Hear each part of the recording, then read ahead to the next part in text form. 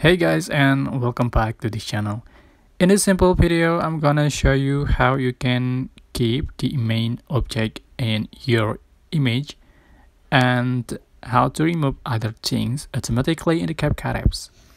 Okay, open the CapCut apps and then drag the screen using your fingers. Okay, you can see many new pictures here, and one of which is to remove background. So just click on it and then select a picture that you want to remove the background and keep the main object. So for example, select this. So great. I'm select this one. Select edit.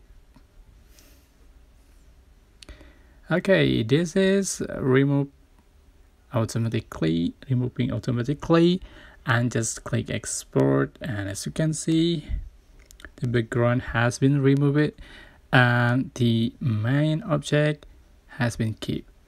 Alright, just click done. I hope this tutorial was helpful for you guys. Don't forget to like, comment, share, and also subscribe. Thank you so much for watching.